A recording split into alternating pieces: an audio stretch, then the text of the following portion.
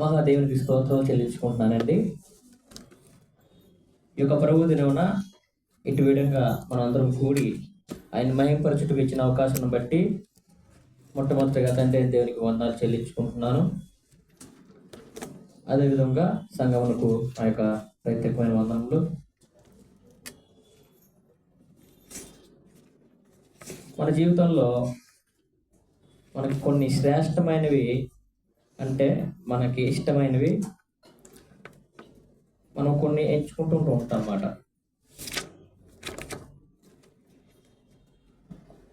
మనం పుట్టిన కానివ్వండి, మనం పెరుగుతున్న కొద్ది తినే వస్తువుల్లో కానీ, వేసుకునే వస్త్రాల్లో కానీ, చెప్పుల్లో కానీ, కొంత వయసు వచ్చాక మనకు కావాల్సిన ట్రావెల్ చేసుకున్న బండికి కానీ, అలాగే మనం ఉండడానికి గృహం కానీ, ఆ గృహంలో మనకి ఇష్టమైన వస్తువుల్ని ఏర్పాటు చేసుకోవడం కానీ, అంటే పడుకోవడానికి మంచము, కూర్చోడానికి కుర్చీ, గోడ వాచి, అనేకమైనవి మనకి ఇష్టమైనవి మనము సిద్ధపరచుకుంటూ ఉంటాం అన్నమాట. అయితే ఈ సిద్ధపరచుకోవడం అంటే ఇష్టమైనవి కేవలం మనం మన యొక్క ఇష్టానుసారమైన మనకి ఏదైతే అనువుగా ఉంటుందో, మనకి ఏదైతే నచ్చుతుందో దాన్ని మనం ఎంచుకుంటూ ఉంటాం. కొంత వయసు వచ్చాక, పెళ్లి వయసు వచ్చాక కూడా మనం ఏం చేస్తామంటే మనకు నచ్చిన వారిని మనం పెళ్లి చేసుకోవడానికి ఇష్టపడుతూ ఉంటాం. మన బిడ్డలకు కూడా స్కూల్ విషయాల్లో కానీ, వారు చదువుకునే ట్యూషన్ విషయంలో కానీ, ప్రతి విషయంలో కూడా మనము మనకి ఇష్టమైనది ఎంచుకుంటూ ఉంటాం అన్నమాట. ఎందుకంటే అది మనకి ఇష్టం కాబట్టి. కష్టమైన దాన్ని మనము ఎంచుకోం, మనకి ఇష్టపడిన దాన్ని మనం తినం. అది ఏమనిపిస్తుంది, నోటికి రుచికరంగా అనిపించదు. మనకి ఇష్టం లేని బట్టలు మనం వేసుకోం, ఎందుకంటే మనకి ఆ బట్టలు వేసుకుంటే ఇబ్బందికరంగా ఉంటాం. మన మనసు ఏం చేస్తుంది, ఇబ్బందికరంగా జరుగుతుంది అన్నమాట. దాన్ని ఇప్పుడు మనకి అది చిన్నది మనం చూసినా చేసినా దాన్ని మనం ఇబ్బందికరంగా మనం ఏం చేస్తాం అంటే ఇబ్బంది పడుతుంటాం అన్నమాట. అయితే అనవసరంగా ఈ డ్రెస్ చేసుకున్నాను, లేకపోతే అనవసరంగా ఇది తిన్నాను నేను, లేకపోతే అనవసరంగా వాళ్ళతో మాట్లాడాను, నేను అనవసరంగా ఒక ప్లేస్కి వెళ్ళాను అనే ఇబ్బందికరమైన మనకి మనసులో తోస్తూ ఉంటుంది అన్నమాట. అయితే మన మనిషి విషయంలో మనం ఇన్ని ఇష్టమైనవి ఇవన్నీ చేసుకుంటున్నప్పుడు మరి దేవుడు ఏర్పాటు చేసుకున్న మనల్ని అతను ఏ విధంగా మరి ఎన్నుకొని ఉంటాడు, ఏ విధంగా మనల్ని నడిపిస్తూ ఉంటాడు, ఏ విధంగా మనల్ని ఆయన చూస్తున్నాడు అని చూసుకుంటే మత్తయి సువార్త 6:26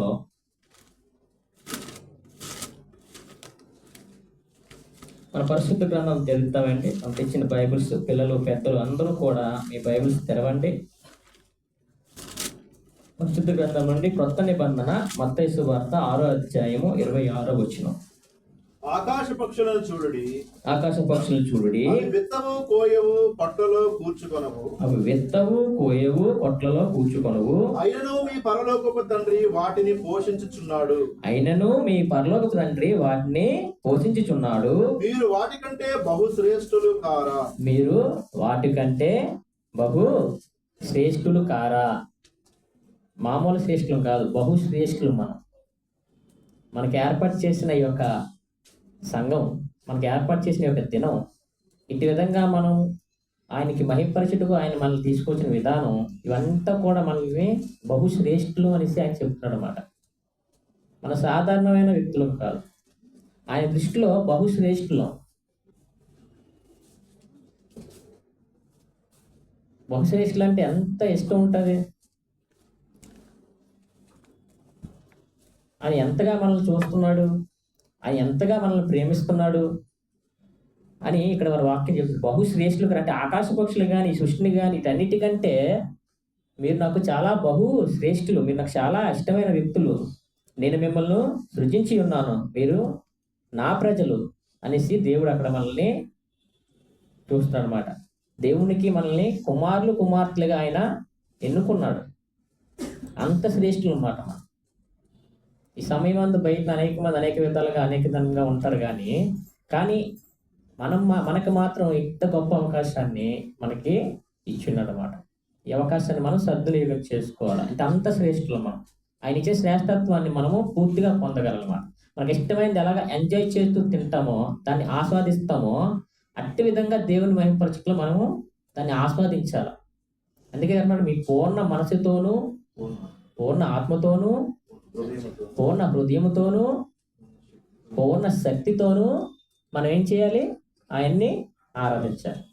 మనం ఎంత ఎంజాయ్గా తింటున్నప్పుడు, మనకు ఏమైనా ఇష్టమైన వస్తువులు తింటున్నప్పుడు ఎంత ఎంజాయ్ చేస్తామో, మనం వేసుకున్న బట్టలు వేసుకున్నప్పుడు ఎంత ఎంజాయ్మెంట్గా అందరికీ చూపిస్తామో, మనం ఒక ఏదైనా గృహ విషయంలో కానీ ఏదో కొనుక్కున్నప్పుడు కానీ మనం ఎంతమందికి మనం ఎలా ఇది నేను కొనుక్కున్నది, ఇది నాది, నాకు ఇష్టమైన తీసుకున్నానని ఎంతమందికి చెప్పగలుగుతామో, అదేవిధంగా మన దేవుని విషయంలో కూడా మనకి దేవుడు ఇచ్చిన ఆ శ్రేష్టత్వాన్ని మనం ఈ విధంగా మనం కలుగు చేసుకొని ప్రతి ఒక్కటి కూడా శ్రేష్టంగా మనం చూసే విధంగా మనం ఉండాలన్నమాట.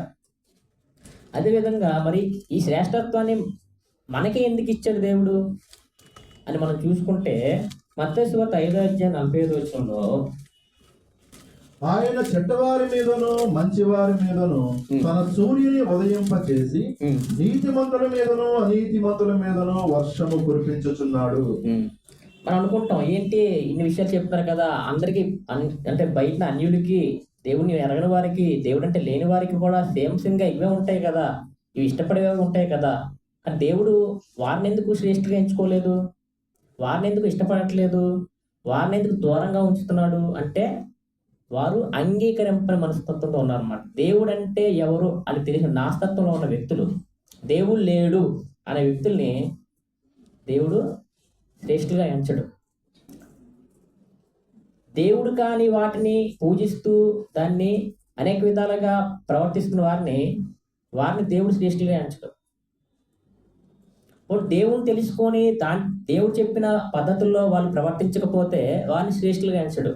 ఎవరు శ్రేష్ఠులుగా ఎంచారంటే, దేవుడు చెప్పిన విధానాన్ని బట్టి, ఆయన పద్ధతులను బట్టి, ఆయన ఆజ్ఞలను బట్టి ఎవరైతే నడుస్తారో వారిని మాత్రమే శ్రేష్ఠులుగా ఎంచుతాడు అనమాట. ఎలా శ్రేష్ఠులు అంటే బహుశ్రేష్ఠులుగా ఎంచుతాడు. అక్కడ రాయబడి వచ్చిన చూస్తే అక్కడ మనం 5:45 ఆయన చెడ్డవారి మీదను మంచివారి మీదను తన సూర్యుని ఉదయింపజేసి నీతిమంతుల మీదను అనీతిమంతుల మీదను వర్షము కురిపించుచున్నాడు. Same thing. సృష్టిలో ఎవరైతే మనకి భూమి మీద ఎవరైతే పుట్టున్నారో, సృష్టిని యావత్తు కూడా అందరికీ సమానంగానే చూస్తాడు దేవుడు. వీళ్ళు పాపాత్ములని సూర్యరశ్మిని వాళ్ళ మీద ఉంచకుండా ఉన్నాడు. అలాగే వర్షం పడుతున్నప్పుడు మీరు పాపాత్ములు కదా అని వారికి వర్షజాలను ఇవ్వకుండా ఉండడు. అందరినీ ప్రేమిస్తున్నాడు. కానీ అందరికంటే ఎవరైతే తనను అంగీకరిస్తున్నారో వారిని బహుగా ప్రేమిస్తున్నాడు అన్నమాట. వారిని బహుగా ప్రేమిస్తున్నాడు. ఆ బహుత్వాన్ని మనకి ఇచ్చాడు. ఆ శ్రేష్టత్వాన్ని మనకి ఇచ్చాడు అన్నమాట. దేవుడు మనము చూస్తున్నాం. ఒకవేళ మనకి ఇష్టమైన వాటినే మనం చూస్తున్నప్పుడు దేవుడు కూడా ఎలా చూస్తాడు? తనకి ఇష్టమైన వారినే చూస్తాడు అన్నమాట. ఎవరైతే ఆరాధిస్తారో, ఎవరైతే ఆయన మాటలు వింటారో, ఎవరైతే ఆయన ఆజ్ఞలు పాటిస్తారో వాళ్ళు మాత్రమే చూస్తాడు. మీరు ప్రత్యేకింపబడిన జనము, మీరు పరిశుద్ధులుగా ఉండటం మిమ్మల్ని పిలిచితని అని అనేకమైన శ్రేష్టమైన మాటలతో మనల్ని ఆయన పిలుస్తాడు. మనం ప్రేమగా పిల్లల్ని ఎలా పిలుస్తాం? బుజ్జి, చంటి, మనం ఇష్టమైన పిల్లల్ని పప్పి అనుకున్న మన చిన్న చిన్న పేరుతో పిలుచుకుంటాం. అలాగే మనల్ని కూడా పరిశుద్ధులుగా మనల్ని పిలుస్తున్నారు అన్నమాట. కుమారులు కుమార్తెలుగా మనల్ని ఎన్నుకుంటున్నారు అన్నమాట. అంత శ్రేష్టత్వాన్ని దేవుడు మనకి కలుగు చేస్తున్నాడు. ఆ శ్రేష్టత్వాన్ని మనం అనవసరమైన ఆలోచనలతో, ఇదేంటి వాళ్ళకి వర్షం పడుతుంది, వాళ్ళకి సూర్యరశ్మి పడుతుంది, వాళ్ళకి ఇష్టాలు ఉన్నాయి, వాళ్ళకి అన్ని సమస్యలు ఉన్నాయి, మనకి సమస్యలు ఉన్నాయి, దీనికి దానికి తేడా ఏంటి అనుకున్నప్పుడు మనం ఆలోచిస్తున్న విషయంలో మనము పరిశుద్ధులము, మనం దేవుని బిడ్డలము, మనం దేవుడు చెప్పిన విధంగా వినాలి, లేకపోతే ఆయనకి కోపం కలుగుతుంది. ఈ భూమి మీద ఎలాగైనా జీవించవచ్చు, ఎంత ధనవంతులుగానే జీవించవచ్చు, ఎంత ఆరోగ్యవంతులుగానే జీవించవచ్చు, ఎంత శ్రేష్ఠులుగానే జీవించవచ్చు. కానీ దేవుని దృష్టిలో ఎలా ఉన్నారు? ఒక సమయం అనేది వస్తుంది. ఆ సమయం అందు అది శ్రేష్టత్వం ఎవరిది, ఆ ధనవంతుడు ఎవరు అని అక్కడ తెలియజేస్తుంది అన్నమాట. కాబట్టి మనము బహుశ్రేష్ఠులం. ఆ ఇచ్చిన శ్రేష్టత్వాన్ని మనము వేరే వాళ్ళతో పోల్చుకోకూడదు. వేరే వాళ్ళతో పోల్చుకుంటే ఏంటవుద్ది? పోలిక మాత్రమే మిగులుతుంది. నరుడు ఎవరి పోలిక? దేవుని పోలిక. దేవుడు ఏ పోలికలు అయితే ఉన్నాడో, దేవుడు పరిశుద్ధుడు, మనల్ని పరిశుద్ధులుగా ఉండమంటున్నాడు. ఆ పోలిక మనం చూసుకోవాలి. కానీ మన పక్క వాళ్ళు ఎలా ఉన్నారు, మన పక్క వాళ్ళు ఎలా ఉన్నారు, లేకపోతే అన్యులు ఎలా ఉన్నారు, వీళ్ళు ఉన్నారు మనం చూసుకున్నాం అనుకోండి, మనం ఏ టెస్ట్ చేస్తాం? దాని నుండి తప్పుతాం అన్నమాట. దేవుని యొక్క పరిశుద్ధత్వం నుండి మనము తప్పుతాం. కాబట్టి మనం పరిశుద్ధులం. దేవుడు పరిశుద్ధుడు, ఆయన పోలిక మనల్ని సృష్టించాడు, ఆయన మనల్ని మహిమపరచమంటున్నాడు. కాబట్టి ఆయన ఏ విధంగా అయితే మహిమపరచమంటున్నాడు, ఆయన ఏ విధంగా అయితే ఉండమంటున్నాడో ఆ విధంగా ఉంటే మనం బహుశ్రేష్ఠులం. ఆ విధంగా లేకపోతే మనము నాశనకరమైన జీవితాలకి మనము పోతాం అన్నమాట. ఈ భూమి మీద ఏదైనా అంటే వారు మనకంటే బహుగా బతకచ్చు, మనకంటే అనేక విధాలుగా అభివృద్ధి చెందొచ్చు, కానీ శ్రేష్టమైనది మన కోసం దాచిపెట్టి ఉన్నాడు. అదే నిత్యత్వము, నిత్య జీవము, పరలోక రాజ్యము మన కోసము దాచిపెట్టాను అనమాట. ఇక్కడ ఏ విధంగా జీవిస్తామో అదే మనకి అక్కడ చూసుకోవాలి. ఎందుకంటే మనం బహుశ్రేష్ఠులు కాబట్టి ఆ శ్రేష్టత్వాన్ని మనము తీసుకోవాలన్నమాట. ద్వితీయోపదేశకాండము 11:12 ఆయన ఎలా చూస్తారంటే, పాత నిబంధన ద్వితీయోపదేశకాండము 11:12 మోషే గారు ఇశ్రాయేలు ప్రజలకు రెండవసారి ఆయన మళ్ళీ తెలియజేస్తున్న విధానాన్ని చూస్తున్నాం. 11:12 అది ఆకాశ వర్ష జలము త్రాగును, అది ఆకాశ వర్ష జలము త్రాగును, అది నీ దేవుడైన యెహోవా లక్ష్యపెట్టు దేశము, అది నీ దేవుడైన యెహోవా లక్ష్యపెట్టు దేశము, నీ దేవుడైన యెహోవా కన్నులు, నీ దేవుడైన యెహోవా కన్నులు సంవత్సరాది మొదలుకొని సంవత్సరాంతం వరకు, సంవత్సరాది మొదలుకొని సంవత్సరాంతం వరకు ఎల్లప్పుడూ దాని మీద ఉండును, ఎల్లప్పుడూ దాని మీద ఉండను. చూడండి, ఈ వచనం చూడండి. అది ఆకాశ వర్షజాలము త్రాగును. ఎవరండి? ఎవరైతే దేవుని యొక్క పద్ధతుల్ని పాటిస్తారో, ఆయన ఆజ్ఞల్ని పాటిస్తారో ఆకాశం, అది నీ దేవుడిని యెహోవా లక్ష్యపెట్టు దేశము. ఎవరైతే దేవుని యొక్క మాట వింటారో, ఎవరైతే బహుశ్రేష్ఠులుగా ఉంటారో, ఆయన చెప్పి శ్రేష్టత్వాన్ని ఇచ్చినప్పుడు ఆయన కన్నులు ఎవరి మీద ఉంటాయండి? ఆయన్ని ఎవరైతే అనుసరిస్తారో వారి మీద సంవత్సరాది మొదలుకొని సంవత్సరాది వరకు ఎల్లప్పుడూ మన మీద ఆయన చూస్తూనే ఉంటుంది అన్నమాట. ఎల్లప్పుడూ మనల్ని గమనిస్తూనే ఉంటాడు, ఎల్లప్పుడూ మనం పరిశోధిస్తూనే ఉంటాడు, ఎల్లప్పుడూ మనల్ని పరీక్షిస్తూనే ఉంటాడు, ఎల్లప్పుడూ కూడా. ఈరోజు ఆదివారం కదా, ఈరోజు ఆదివారం ఒక్కరోజు వీళ్ళని చూద్దాం, చాలా చక్కగా ఎవరు వస్తున్నారు లేదని అటెండెన్స్ చూడటం కాదు. నువ్వు బ్రతుకున్న ప్రతి క్షణము దేవుడు నిన్ను పరిశోధిస్తూ, పరీక్షిస్తూ, పరిశీలిస్తూ ఉంటూనే ఉంటాడు అన్నమాట. ఆయన కళ్ళు మిమ్మల్ని ఎప్పుడు కూడా చూస్తూనే ఉంటాయి. నేను ఇచ్చిన ఈ యొక్క శ్రేష్టత్వాన్ని, నేను ఇచ్చిన ఈ యొక్క జీవితాన్ని వీరు చక్కగా నడుచుకుంటున్నారా లేదా అనేసి దేవుడి కన్నులు ఎప్పుడట? యెహోవా కన్నులు సంవత్సరాది మొదలుకొని సంవత్సరాది 365 రోజులు కూడా, మన బ్రతుకున్న దినములన్నీ కూడా ఆయన మనల్ని చూస్తూనే ఉంటాడు. కాబట్టి మనం చాలా జాగ్రత్తగా ఉండాలన్నమాట. అదేవిధంగా మనము చూసుకుంటే కీర్తనలు 37వ కీర్తన 17వ వచనంలో మనం చూసుకుంటే,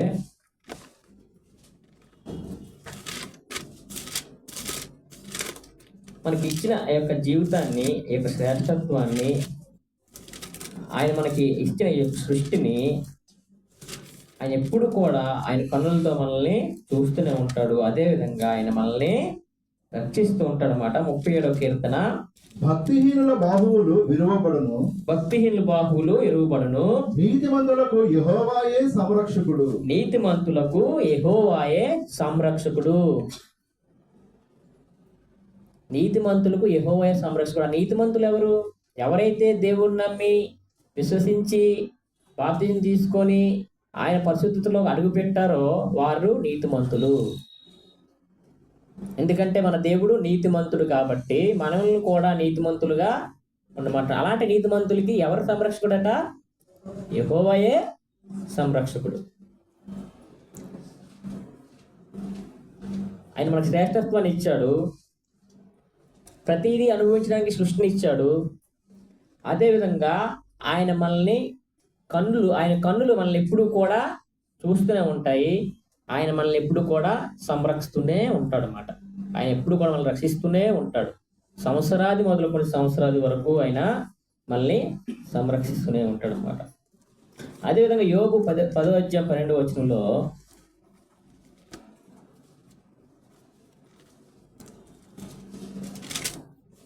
యోబు గారు రాస్తున్నారు. ఆ యోబు గారు జీవమును అనుగ్రహించి ఉమ్, నా ఎడల కృప చూపితివి, నీ సంరక్షణ చేత నా ఆత్మను కాపాడుతివి. ఎవరి సంరక్షణతో ఆత్మను కాపాడుతున్నాడండి? ఆయన సంరక్షణతో మన యొక్క ఆత్మను కాపాడుతుంది అన్నమాట. అంటే అది ఏ విధంగా తీసుకుంటాం మనం? జీవమును అనుగ్రహించి నా ఎడల కృప చూపితివి, నీ సంరక్షణ చేత నా ఆత్మను కాపాడుతుంది. ఆయన యెహోవా దేవుడు అన్నిటికి కూడా ఈ రోజుల్లో మనం చూస్తున్న ఆ సంరక్షణ ఏంటంటే వాక్యం.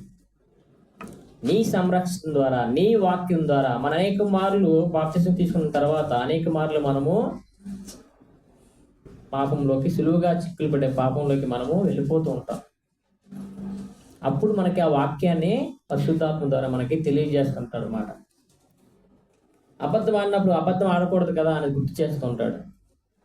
మోసం చేసినప్పుడు మోసం చేయకూడదు కదా అని గుర్తు చేస్తూ ఉంటాడు. మనం ఏదైనా దానికి దేవునికి వ్యతిరేకంగా చేస్తున్న పనుల్లో కూడా ఆయన జ్ఞాపకం చేస్తూ ఉంటాడు. అయ్యో ఈరోజు ఆదివారం కదా, నేను ఆరాధనకి వెళ్ళాలి కదా అనే ఆలోచన నేను నీకు జ్ఞాపకం చేస్తూ ఉంటాడు. అయ్యో ఈరోజు బుధవారం కదా, నా సంఘంలో ఒక ఆర్టిస్ట్ ప్రేయర్ ఉంటుంది కదా, ప్రార్థన పెట్టుకుంటారు కదా అనే ఆలోచన దేవుడు ప్రేరేపిస్తూ ఉంటాడు. అయ్యో ఉదయాన్నే లెక్చాను కదా, రాత్రంతా నన్ను కాపాడాడు కదా అనే దేవుని కృతజ్ఞత తెలియజేయాలి కదా ప్రేరేపణ అనేది కలుగు చేస్తూ ఉంటాడు. ఆయన సంరక్షణలో మనల్ని రక్షిస్తూ ఉంటాడు అన్నమాట. దానికి మనం లోబడి జీవించగలిగితే ఆ సంరక్షణలో మనము కాపాడబడతాం, ఆ సంరక్షణలో మనము రక్షింపబడతాం. కాబట్టి ఆయన ఇచ్చిన శ్రేష్టత్వాన్ని, ఆయన ఇచ్చిన ఈ యొక్క జీవితాన్ని ఆయన ఎల్లప్పుడు కూడా మనం చూస్తున్నాడనే భావంతో, ఆయన ఎల్లప్పుడు కూడా మనం సంరక్షిస్తున్నాడనే భావంతో, ఆయన వాక్యం చేత మనం ఎల్లప్పుడు సంరక్షణ కలుగు చేస్తున్న, రక్షణ అనేది కలుగు చేస్తున్నాడనే భావంతో మనము జీవించాలన్నమాట. ఎందుకంటే మనము బహు శ్రేష్ఠులమని దేవుడు మనకు చెబుతున్నాడు. కాబట్టి మనం ఈ యొక్క జీవితాన్ని చక్కగా భయముతో వణుకుతో మనము కొనసాగించుకోవాలన్నమాట. ఎందుకంటే కీర్తనలో 100వ కీర్తన 3వ వచనంలో ఆయన మేపు గొర్రెలు మనం 100వ కీర్తన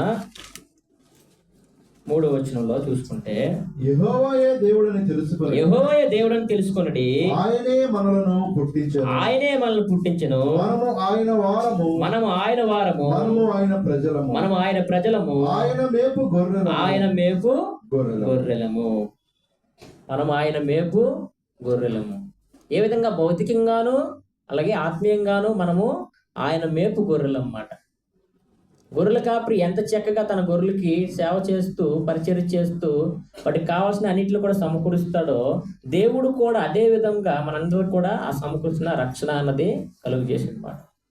మీరు ఎప్పుడైనా చూడండి, మేకలు కానీ గొర్రెలు కానీ ఉదయాన్నే తీసుకెళ్ళిపోతారు కొండలకు కానీ, ఎక్కడైతే వాటికి ఆహారం దొరుకుతుందో వారు అలాగా తీసుకెళ్ళిపోతుంటారు. మళ్ళీ సాయంత్రం అయ్యేటట్టుగా తీసుకువచ్చి అక్కడ ఏదైతే వాళ్ళు రక్షణ వలయాన్ని చుట్టుకున్నారో ఆకులతోనో కర్రలతోనో వాటితోని ఆ చుట్టువైపుల వాటికి సంరక్షణ అనేది కలుగు చేసి అక్కడే మంచం వేసి అక్కడే పడుకుంటారు. వాళ్ళు తాగడానికి నీటిని కూడా ఏర్పాటు చేస్తారు. అంటే ఎంత చక్కగా చూసుకుంటారంటే వాటికి ఎటువంటి కూడా హాని జరగకుండా కూడా ప్రతి విషయంలో కూడా వాళ్ళు చాలా జాగ్రత్త తీసుకుంటారు అన్నమాట.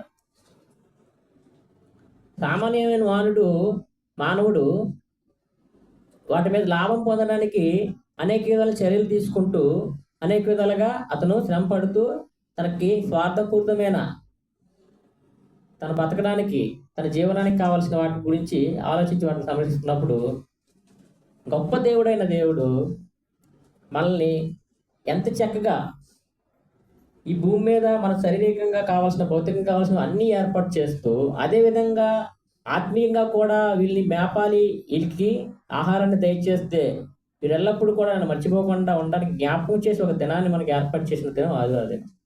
అదేవిధంగా ప్రతి ప్రార్థనలోనూ మనకి చక్కగా వీరు చదువుకొని ఎటువంటి కూడా వీటికి కూడా లోపడకుండా ఉండాలంటే ఈ వాక్యాన్ని చదువుకోవడానికి మనకి ఇచ్చిన వాక్యాన్ని బైబిల్లో మనకి వాక్యానుసరమైన బైబిల్ మనకి దయచేస్తున్నాం. అంటే వీటన్నిటిని మనం ఏం చేయాలంటే చక్కగా వాటిని మనం అనుసరిస్తూ ఉండాలన్నమాట. లేకపోతే ఏటవుద్ది, ఆయన మనల్ని పుట్టించినందుకు మనం ఆయనకి విలువ లేకుండా చేస్తున్నాం. అలాగే మనం ఆయన వారము అనే వాటి నుండి ఈ పరాయి వాళ్ళు అనే దానికి మనము మత్తయి సువార్తలో ఉంటుంది కదండి, ప్రభువా ప్రభువా అని నిన్ను పిలుచట్లేదా అనే మాటకి మనం ఏం చేస్తామంటే ఆయన వారం మనం కాము అనేసి ఆయనకి ఇచ్చిన పద్ధతుల్ని, ఆయన ఇచ్చిన ఆజ్ఞల్ని మనం పాటించకపోతే మీరు నా వారు కాదు, మిమ్మల్ని నేను ఎరగననేసి అక్కడ చెప్పడం జరుగుతుంది. కాబట్టి ఆయన మనల్ని మేపు గొర్రెలము, మనల్ని ఆయన పుట్టించాడు, మనల్ని ఆయన సంరక్షిస్తున్నాడు, మనల్ని ఆయన కాపాడుతున్నాడు, మన బహుశ్రేష్ఠులుగా చూస్తున్నాడు, ప్రతి క్షణం కూడా ఆయన మనల్ని గమనిస్తున్నాడు అనేసి భావంతో మనము ఆయన ముందు నమ్మకం ఉంచి విశ్వసించి ఆయనే మనల్ని పోషిస్తున్నాడు, ఇటు విధంగా ఏర్పాటు చేసి ఈ భూమి మీద సంఘం అనే ఒక సంఘాన్ని ఏర్పాటు చేసి ఎక్కడెక్కడో వారిని తీసుకొచ్చి ఏదేదో మనకి తెలియని వ్యక్తులను కూడా సంఘంలో ఏర్పాటు చేసి ఆ ప్రేమ అనురాగాలతో ఒక కుటుంబంగా ఏర్పాటు చేసి ఆయన మహింపరచుటకు మనకి ఇచ్చిన అవకాశాన్ని మనం కలిగజేసాడంటే మనము బహు శ్రేష్ఠులమని మనకి తెలియాలన్నమాట. మన సామాన్యమైన వ్యక్తులం కాదు, దేవుని విషయంలో బహు శ్రేష్ఠులం. ఆ శ్రేష్ఠత్వాన్ని మనము కాపాడుకోవాలి. కాబట్టి మనం ద్వితీయోపదేశకాండ 10:18 ప్రతి విషయం కూడా వాక్యంలో చెప్పబడుచున్నదన్నమాట. మనం మొదటి నుంచి చెప్పుకొస్తున్న విషయాలే, మనకు కావాల్సినవన్నీ కూడా దేవుడు మనకు కలిగజేస్తున్నాడు అనేసి మనకి ఆయన వాక్యం ద్వారా మనకి తెలియజేస్తూనే ఉన్నాడు అనమాట. 10:18 మనం చూస్తే ఆయన అందరికి కూడా ఎవరిని కూడా విడిచిపెట్టేవాడు కాదు. ఆయన తల్లిదండ్రులు లేని వానికి విధవరాలికి న్యాయము తీర్చి పరదేశం దేవుంచి అన్న వస్త్రములు అనుగ్రహించువాడు ఆయనే. అన్న వస్త్రములు అనుగ్రహించేవాడు ఆయనే. ఏదో వెళ్ళి కష్టపడిపోతున్నాను కదా, నాకు డబ్బులు వచ్చేస్తున్నాయి కదా, నేను కొనుక్కొని తినేస్తాను కదా అంటే అలాంటి భాగ్యాలు కూడా చాలామంది ఉన్నారు. ఎంతో ధనికుడు, మనం చాలా లాస్ట్ న్యూస్లో అట్లా చదివాం. మన భారతదేశంలో ధనవంతుడైన ఒక వ్యక్తి కుమారుడు సరైన తిండి తినలేడట, సరైన ఆహారం తినలేడు, సరైన బట్టలు వేసుకోలేడు, సరిగ్గా పడుకోలేడు. సాధారణమైన మనమే ఇప్పుడు ఏసీల్లో అట్లా పడుకుంటున్నాం, కానీ మంచి ధనవంతుడు ఆయన పడుకోలేని స్థితి. చాలామంది హాస్పిటల్లో ఉన్నారు, గొట్టాలు పెట్టి ఆహారాన్ని పంపించే స్థితిలో ఉన్నారు. కానీ దేవుని కృపను బట్టి మనందరం కూడా చక్కగా ఆహారం తినగలుగుతున్నాం. నీరు కూడా సరిగ్గా తాగే గొట్ట నుండే వాటర్ని వేసి తాగించాలన్నమాట. అలాంటి పరిస్థితులు చాలామంది ఉన్నారు. కానీ వారందరికంటే మనమే ప్రేమించి దేవుడు మనకి చక్కటి జీవితాన్ని మనకి కలుగు చేశాడనమాట. ఈ జీవితాన్ని ఎవరు కలుగు చేశారు, మనకు అన్న వస్త్రాలు ఎవరు కలుగు చేశారు అని మనం తెలుసుకొని ఆయన్ని మహింపరచాలి, ఆయనకి కృతజ్ఞతలు అన్నది తెలియజేస్తూ ఉండాలన్నమాట. ఆయన చెప్తున్నారు కదా, అన్న వస్త్రములు అనుగ్రహించేవాడు మన దేవుడు అని మనము నమ్మాలి. ఎందుకంటే మనకి పుట్టించాడు ఆయన, మనల్ని ఆయన ఎల్లప్పుడూ కూడా ఆయన కన్నులతో మనల్ని చూస్తూనే ఉన్నాడు అన్నమాట. ఆయన మనల్ని శ్రేష్ఠులుగా మనల్ని తీర్చిదిద్దాడు, ప్రతి విషయంలో కూడా మనల్ని రక్షిస్తాడు. కాబట్టి మనము ఆయన్ని మహింపరచాలి. ఆ శ్రేష్ఠత్వాన్ని మనము చాలా జాగ్రత్తగా మనము కాపాడుకోవాలన్నమాట. అదే విధముగా మనం చూసుకుంటే 18వ అధ్యాయం సంఖ్యాకాండం 20వ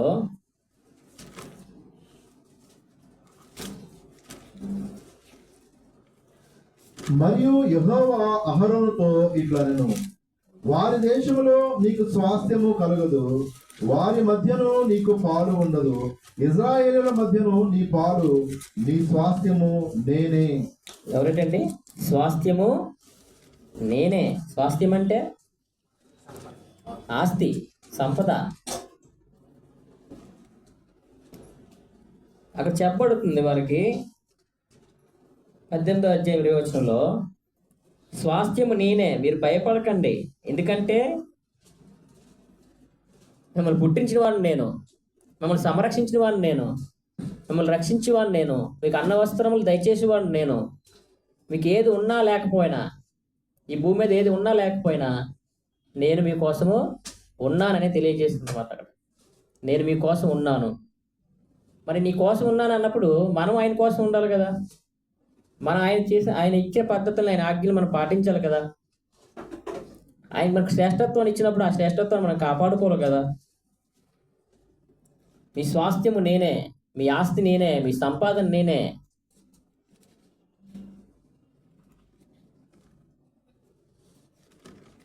అని చాలా ధైర్యంగా చెప్పగలిగే ఒక దేవుడు మనకున్నాడనేసి మనము ఎల్లప్పుడూ కూడా మనం మనసులో ఉంచుకోవాలన్నమాట. ఎప్పుడు ఆ ధైర్యం కలుగు చూస్తుంది మనకి, ఎప్పుడు ఆ ధైర్యం వస్తుంది అంటే ఆయన చెప్పిన విధంగా మనము నడుచుకున్నప్పుడే ఆ ధైర్యం మనకి కలుగుతుంది అన్నమాట. ఒక డ్యూటీలో ఆఫీసులో చేస్తున్నప్పుడు 30 రోజులు పనికి వెళ్ళకంటన ఓనర్ జీతం ఇస్తారని నమ్మకం మనకు ఉంటుందా? వ్యాపారం కోసం మనం రోజు రెగ్యులర్గా చేస్తున్న వ్యాపారంలో రెగ్యులర్గా మనం అంతా సామాన్లను సమకూర్చుకొని ఆ రోజు కూడా వ్యాపారం బాగా ఉంటుంది మనం అనుకోగలుగుతాం. కానీ దేవుడు చెప్తున్నాడు, నువ్వు బతుకున్న ఈ యొక్క దినాలన్నింటిలో కూడా మీ యొక్క స్వాస్థ్యాన్ని నేను, ఎందుకంటే మీకు ఒక శ్రేష్టత్వాన్ని నేను కలుగు చేసి ఉన్నాను. మీకు అన్న వస్త్రం కలుగు చేసేవాడిని నేనే, మీకు ప్రతి విషయం కూడా సంరక్షణ కలుగు చేసేవాడిని నేనే. ఆ సంరక్షణ చేస్తే మిమ్మల్ని అందరినీ కూడా నేను మేపుతున్నాను అనేసి అక్కడ మనకి తెలియజేస్తుంది అనమాట. ఎందుకంటే ఆ స్వాస్థ్యము నేనే. అదే 21వ వచనంలో, సంఖ్యాకాండంలో 21వ వచనంలో మనం చూస్తే, సంఖ్యాకాండము 18వ అధ్యాయము 21వ వచనంలో 18:21, ఇదిగో లేవీయులు చేయు సేవకు, అనగా ప్రత్యక్షపు గుడారం యొక్క సేవకు నేను ఇశ్రాయేలు యొక్క దశమ భాగములన్నిటినీ వారికి స్వాస్థ్యముగా ఇచ్చితిని. ఎవరిస్తున్నారండి మనకు ధనం? మన సంపాదన మన కష్టం మీద వస్తుంది అంటున్నారా? ఒకసారి గమనించుకోండి. మీరు పని చేస్తున్న పనిని వేరే ఎవరైనా బాగా కష్టపడేవారు మనం చూస్తే, కొన్ని పనులు మనం వేరే చూసుకుంటే, అమ్మ నాకంటే చాలా కష్టపడిపోతున్నాడు, ఉదయం వెళ్తాడు, ఎప్పుడో రాత్రి వస్తాడు, కానీ జీతం, వాళ్ళ సంపాదన, వాళ్ళ జీవితం మనం ఒకసారి గమనించండి. మామూలుగా అంటే వారితో పోల్చుకోవడం కాదు, కానీ మనం వాళ్ళు గమనిస్తున్నప్పుడు మనకు అనిపిస్తుంటుంది, అమ్మో దేవుడు నాకు చాలా,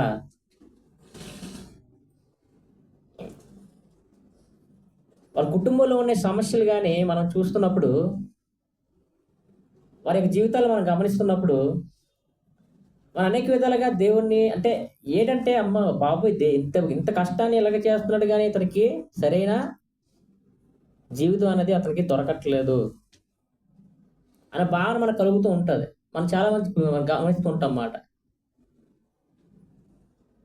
ఇద్దరు గవర్నమెంట్ ఉద్యోగస్తులే, లక్షలాది జీతం, సంపాదన ఎక్కువ, కానీ ఇంట్లో ఎప్పుడు కూడా గొడవలే.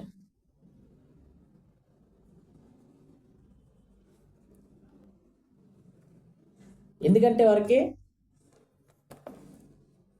ఆస్తి సంపాదనలు ఉన్నాయి, కానీ వాళ్ళకి కావాల్సిన ఆస్తి ఎవరు? దేవుడు అక్కడ లేడు. దేవుడు అనే స్వాస్థ్యం అక్కడ లేదు. మీ స్వాస్థ్యం నేనే అన్నప్పుడు అనేకమైన డబ్బు గురించి కానీ, అనేకమైన అధికారం గురించి కానీ మనం పరిగెడుతున్నప్పుడు దాన్ని దేవుడు అంటాడు, నీ స్వాస్థ్యం నేనే కదా, ఇటు రమ్మంటే నువ్వు అడ్డు వెళ్ళిపోతున్నావు ఏంటి? నీ స్వాస్థ్యం నేనే కదా, నువ్వు నన్ను స్తుతించు, నన్ను మహిమపరచు, నీకు అనేక విధాలుగా నేను సంరక్షిస్తుంటాను. నువ్వు నా స్వాస్థ్యం అన్నప్పుడు, నువ్వు నా ఆస్తి అన్నప్పుడు నువ్వేం చేయాలా?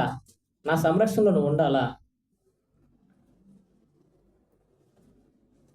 నీకు అన్నీ కూడా నేను ఇచ్చేవాడు నేను, కానీ నువ్వు ఎటో వెళ్ళిపోతున్నావు అనేసి అక్కడ తెలియజేస్తున్నావు. 24వ వచనంలో కూడా చూస్తే, అక్కడ సంఖ్యాకాండం 18:24 వచనంలో, అయితే ఇశ్రాయేలు యెహోవాకు ప్రతిష్టార్పణముగా అర్పించు దశమ భాగములను నేను లేవీయులకు స్వాస్థ్యముగా ఇచ్చితిని. అందుచేతన వారు ఇశ్రాయేలు మధ్యను స్వాస్థ్యము సంపాదింపకూడదని వారితో చెప్పితిని. స్వాస్థ్యము సంపాదించకూడదని వారితో చెప్పితిని.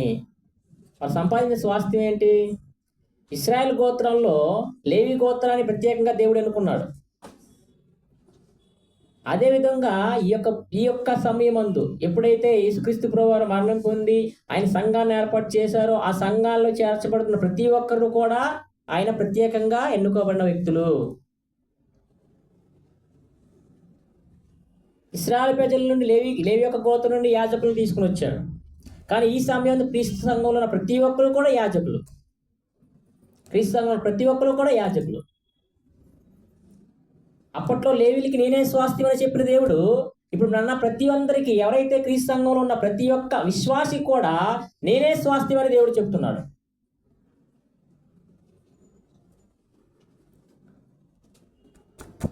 ఆ స్వాస్థ్యం మనం అనుభవించాలి. ఆ శ్రేష్టత్వాన్ని మనకి అనుగ్రహించాడు. ఎవరికి ఇవ్వలే, ఆ శ్రేష్టత్వాన్ని మనకి మాత్రమే ఇచ్చాడు. మనం ఆరాధిస్తేనే దేవుడు వింటాడు. మనం ప్రార్థన చేస్తేనే దేవుడు వింటాడు. ఎక్కడైతే 2-3 కూడి ఉన్నారో వారి యొక్క ప్రార్థన వాళ్ళ దగ్గర నేను ఉంటానని దేవుడు చెప్తున్నారు. 2-3 ఎవరు? ఎవరైతే దేవుణ్ణి, ఆయన విశ్వసించిన వ్యక్తుల్ని, ఎవరైతే క్రీస్తు సంఘంలో ఉన్న వ్యక్తుల్ని ఆయన ఎప్పుడు కూడా మన మధ్యన ఉంటాడు. ఎందుకంటే ఆయనే మన స్వాస్థ్యం. ఎందుకంటే మనము ఆయనకి శ్రేష్ఠులం. కాబట్టి ఈ యొక్క విధానాన్ని, ఈ యొక్క దేవుడు చెప్పిన ఈ యొక్క పద్ధతుల్ని, మనకిస్తున్న మంచి అవకాశాలని మనం సద్వినియోగం చేసుకుంటూ మనం శ్రేష్టత్వాన్ని పొందుకుంటుంటాం అన్నమాట. ఎఫెసీ పత్రిక 5వ అధ్యాయం 29వ వచనంలో నేనే మిమ్మల్ని సంరక్షిస్తున్నాను అనేకమైన వచనాలు దేవుడు మనకి తెలియజేస్తున్నమాట. కొన్ని మాత్రమే ఈరోజు మనం చూస్తున్నాం. కొత్త నిబంధన ఎఫెసీ పత్రిక అపోస్తలుడైన పౌలు గారు రాసింది ఎఫెసీ సంఘానికి.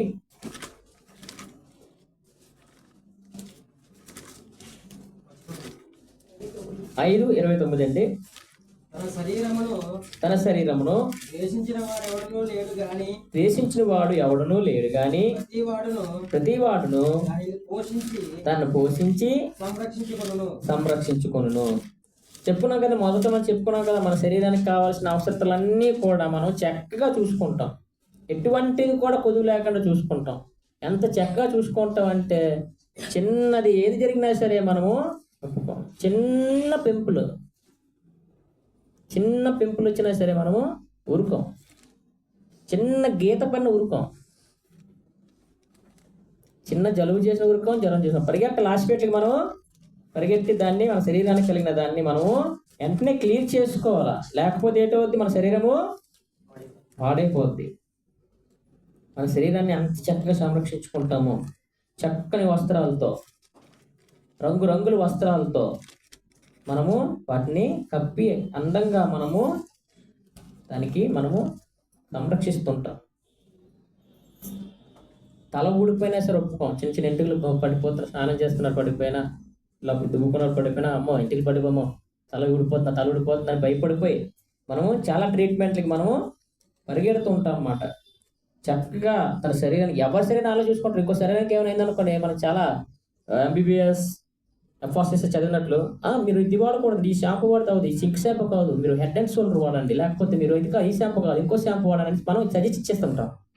ఎందుకంటే తలమందం కాదు కదా. పెంపులు వచ్చిందా, ఆ పెంపులు కానీ మొలతాను మట్టి రాయి, లేకపోతే ఈ ఫేరన్లో రాయి, లేకపోతే ఇది రాయి అనేసి మనం చేసుకోవాలి. అది డ్రెస్ ఈ డ్రెస్ నీకు బాగోలేదు, ఇంకో వేరే మంచి డ్రెస్, ఈ డ్రెస్ చేసుకో, ఆ డ్రెస్ చేసుకో అనేసి మనం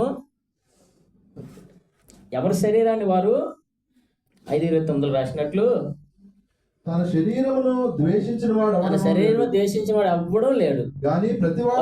ఒక విషయం గమనించండి, మనకు ఎలా ఉంటామో తెలియదు కానీ ఎదుటి వాళ్ళు మన గురించి చెప్పడం అంటే చాలా చక్కగా చెప్తారు. అంటే బాగా ప్రేమించిన వాళ్ళు కానీ ఇష్టపడిన వాళ్ళు అయితే ఒకలాగా చెప్తారు. ఒకవేళ ఇష్టం లేకపోతే వారి మాటలు వేరే ఉంటే అప్పుడు మనకు తెలిసిపోతుంది మనం ఎలా ఉన్నాం అనేసి. అంతకీ మనం తెలుసుకోవాలనుకుంటే మనం ఆధార్ కార్డులు తీసుకొని చూసుకొని సరిపోద్ది. మన ఆధార్ కార్డు ఫోటో చూసుకున్నాం అనుకోండి, మన అందాల గురించి, మనం ఎలా ఉన్నామో, మన శరీరం గురించి ఆధార్ కార్డే చెప్పేస్తుంది. కాబట్టి ఎవరు లేరు భూమి మీద, ఎవరు కూడా పుట్టిన కానీ ఎవరు కూడా తన శరీరాన్ని ద్వేషించిన వారు ఎవరు కోరలేరు. సమయానికి ఆహారాన్ని శరీరానికి ఇచ్చేస్తాడు, సమయానికి నిద్రని శరీరానికి ఇచ్చేస్తాడు. తనకు కావాల్సిన శరీరం ఒక సేఫ్టీ సైడ్లో ఉండడానికి ఆ గృహ విషయంలో కానీ ప్రతి విషయంలో కూడా తన శరీరాన్ని చక్కగా కాపాడుకుంటాడు అన్నమాట. ఎవరు కూడా ద్వేషించే వాళ్ళు లేడు.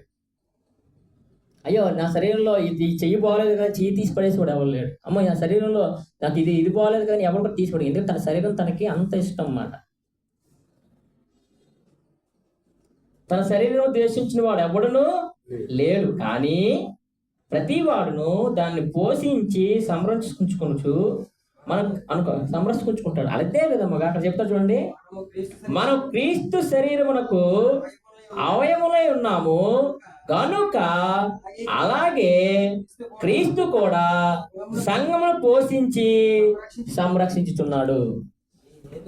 ఈ చూడండి, మనల్ని ఎంత చక్కగా సంరక్షిస్తున్నాడు. మన శరీరాలు అందరికి కూడా మనకి ఇష్టమే కదా, అంటే మన ఇష్టం ఎంతగా ఉందో ఒకసారి ఆలోచించండి. అదేవిధంగా దేవుడు కూడా సంఘం అనే శరీరాన్ని చక్కగా సంరక్షిస్తున్నాడు అన్నమాట. ప్రార్థన నేర్పించాడు, దేవుని మహింపరచాలి పాటలతో నేర్పించాడు, ఆ జ్ఞానాన్ని మనకు కలిగజేశాడు. సహవాసంలో ఎలా మెలగాలో మనం నేర్పించాడు. ప్రార్థనలు పెట్టించి కూటములు పెట్టించి ఆ సహవాసంలో మనల్ని ఎలాగ మెలగాలో చూపించాడు. ఆదివారం దినాన్ని ఆయన మనం ఎలా మహింపరచాలో ఆయన 5 భాగాలుగా ఇచ్చి ప్రార్థన ద్వారా ప్రార్థన చేయించి పాటలు పాడండి, వాక్యపట్నం చదవండి, వర్ష క్రమంలో ఈ 5 భాగాలు కూడా వాక్య పరిచర్య చే బోధ యందు, ప్రభు వల్ల కార్యక్రమందు, కానుకల యందు ఈ 5 భాగాలు కూడా దేవుడు చేయమంటున్నాడు. మనం చాలా మంది ఏం చేస్తున్నారు, ప్రార్థన చేస్తాం, పాటలు పాడుతాం. పాటలు ఎలా పాడుతున్నారు, బయట డెనోమినేషన్లు సంగీతాలతో మ్యూజిక్లతో పాడతారు. అది దేవునికి ఇష్టమా అంటే ఇష్టం కాదు, అది వాక్యానుసారం అనేది కాదు. దేవుడు ఎక్కడైనా చెప్పాడు కొత్త నిబంధనలు అంటే ఎక్కడ కూడా చెప్పలేదు. మ్యూజిక్ ఉద్యోగం కావాలి, డ్యాన్స్ కావాలి, కానీ దేవుడు ఎక్కడ చెప్పలే.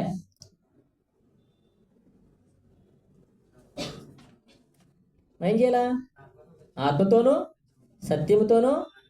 వాళ్ళు ఆత్మ వెళ్తుంది కానీ సత్యం ఉంటుందా? వాళ్ళు మన ఆత్మ కాబట్టి మనలో ఉంటుంది, మనం తీసుకెళ్ళిపోతాం. మరి సత్యం మనలో ఉందనుకోండి, సత్యం వైపు నడుస్తాం. సత్యం లేకపోతే అసత్యం వైపు మనం.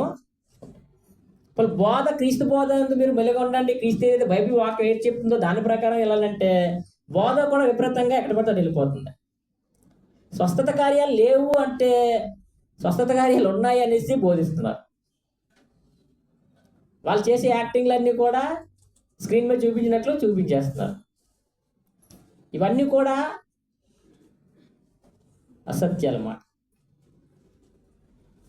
కాబట్టి మనకు కలిగి చేసిన ఈ శ్రేష్టత్వాన్ని, మనకు కలిగి చేసిన ఈ యొక్క సత్యాన్ని, మనకు కలిగి చేసిన ఈ యొక్క జీవితాన్ని మనము చాలా చక్కగా దాన్ని మనము సంరక్షించుకుంటూ వెళ్ళాలి. ఎందుకంటే ఆయన మేపు గొర్రెలు మనము, ఆయన మనల్ని చూస్తున్నాడు, ఆయన కళ్ళు మనం ఎప్పుడు ఉంటున్నాయి, ఆయన మనల్ని సంరక్షిస్తున్నాడు, మనకి అన్న వస్త్రాలు దయచేస్తున్నాడు, ప్రతిదీ కూడా మనకి ఆయన ఇస్తున్నాడు. అలాగే విధంగా మనం మత్తయి సువార్త 4వ అధ్యాయం తీసుకుంటే చివరి వచనంగా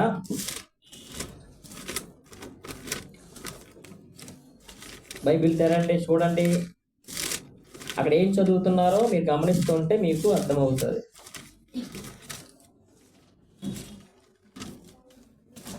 మత్తయి సువార్త 4వ అధ్యాయము 4వ వచనం. అందుకాయన మనుష్యుడు రొట్టె వలన మాత్రము కాదు గాని, మనుష్యుడు రొట్టె వలన మాత్రమే కాదు గాని దేవుని నోట నుండి వచ్చు ప్రతి మాట వలన, దేవుని నుండి వచ్చు ప్రతి మాట ద్వారా జీవించునని రాయబడి ఉన్నది. దేవుని నోటి నుండి వచ్చి ప్రతి మాట ద్వారా కూడా అక్కడ జీవితం. రొట్టె వల్ల ఆహారం వల్ల మాత్రమే కాదు జీవించేది మనిషి, దేవుని నోటి నుంచి ప్రతి మాట ద్వారా కూడా మనము బతుకుతున్నామని గమనించాలి. చదవండి బ్రదర్.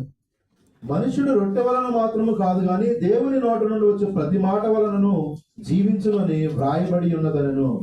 అంతటా అపవాది పరిశుద్ధ పట్టణములకు ఆయనను తీసుకొని పోయి దేవాలయ శిఖరమును ఆయనను నిలువబెట్టి, నీవు దేవుని కుమారుడవైతే క్రిందికి దుముకుము, ఆయన నిన్ను గూర్చి తన దూతలకు ఆజ్ఞాపించును, నీ పాదం ఎప్పుడైనను రాతికి తగులకుండా వారు నిన్ను తన చేతులతో ఎత్తికొందురు అని వ్రాయబడి ఉన్నదని ఆయనతో చెప్పాను. చదవండి. అందుకు యేసు, ప్రభువైన నీ దేవుని నీవు శోధింపవలదని మరి ఒక చోట వ్రాయబడి ఉన్నదని వారితో ఏం జరుగుతుంది ఇక్కడ సంభాషణ ఏం జరుగుతుంది? కొట్టించుకుంటున్నారా? కత్తులతో కొట్టించుకుంటున్నారు యుద్ధాల్లాగానా? ఏం జరుగుతుంది అక్కడ గమనిస్తున్నారా? వాక్యంతో వారు సంభాషణ మాట్లాడుకుంటున్నారు అన్నమాట. అక్కడ మొదలు చెప్పింది కదా, రొట్టె వలన మాత్రమే కాదు, వాక్యం వలన కూడా దేవుడు మనల్ని జీవింపజేస్తాడనేసి అక్కడ ప్రభు అయిన యేసుక్రీస్తు ప్రభు వారికే అపవాది వాక్యం ద్వారా శోధిస్తున్నాడు. అక్కడ ఉంది కదా, ఒక రాకులో రాసిపడి ఉంది కదా, నీ పాదం ఎల్లప్పుడూ రాతి తగలకుండా వారిని చేతులతో ఎత్తుకుందారని ఉంది కదా, నువ్వు వచ్చి దూకే, కొండ మీద దూకే, కోట మీద దూకే అనేసి అక్కడ శోధిస్తున్నాడు దేవుడు. దేవుణ్ణి సాతాను శోధిస్తుంది. మరి యేసు ప్రభు వారు ఏం చేస్తారు? అదే వాక్యంతో, ప్రభువైన నీ దేవుడు నువ్వు శోధింపకూడదని మరి ఒక చోట రాయకూడదని నీకు తెలియదా? దేవుణ్ణి నువ్వు శోధించకూడదని నీకు తెలియదా అనేసి మళ్ళీ వాక్యం ద్వారా అక్కడ తెలియజేస్తాను అన్నమాట. అదేవిధంగా కిందకు వస్తే చదవండి. మరలా అపవాది మిగులు ఎత్తైన యొక్క కొండ మీదకి ఆయనను తోడుకొని మరలా తోట మీద పట్టుకెళ్ళిపోయాడు. ఈ లోకరాజ్యములన్నిటినీ వాటి మహిమను ఆయనకు చూపి, నీవు సాగిలపడి నాకు నమస్కారము చేసిన ఎడల వీటినన్నిటినీ నీకు ఇచ్చదనని ఆయనతో చెప్పగా, యేసు వానితో, సాతానా పొమ్ము, ప్రభువైన నీ దేవునికి మ్రొక్కి ఆయనను మాత్రము సేవింపవలెను అని వ్రాయబడి ఉన్నదనెను. ప్రభు అయిన నీ దేవునికి మ్రొక్కి ఆయన మాత్రము సేవింపవలనే రాయబడి ఉన్నదనెను. చూడండి, వాక్యం మన హృదయంలో ఉంటే ప్రభు అయిన యేసుక్రీస్తు ప్రభు వారికే చూడండి ఎంత శోధన కలిగి చేస్తున్నాడు అక్కడ. అలాంటిది ఆయన శ్రేష్ఠుడు కంటే బహుశ్రేష్ఠుడు. తండ్రి కుడి పార్శ్వమున కూర్చొని ఉండే వ్యక్తి, పరలోక రాజ్యంలో ఎల్లప్పుడూ కూడా పరిశుద్ధుడు అని కొలవబడుతున్న వ్యక్తి, కేవలం మన కోసమే మానవ రూపంలో ఆయన వచ్చి, మానవ రూపంలో ఉన్న మనకి ఎటువంటి శోధన ఉంటుందో ఆయనకు కూడా అటువంటి శోధన ఉన్నా కూడా ఆయన మనసులో ఆయన వాక్యంలో ఉన్న వ్యక్తి కాబట్టి, ఆయనే వాక్యం కాబట్టి వాక్యంతోనే ఆ యొక్క శోధనని దూరపరిచాడు, జయించాడు, దూరపరిచాడు. అదేవిధంగా మనం కూడా ఏం చెప్తున్నారు దేవుడు? మనం శ్రేష్ఠులం కాబట్టి, బహుశ్రేష్ఠులు ఉన్నామంటే వాక్యాన్ని ఇంకా చాలా జాగ్రత్తగా మన హృదయాల్లో ఉంచుకొని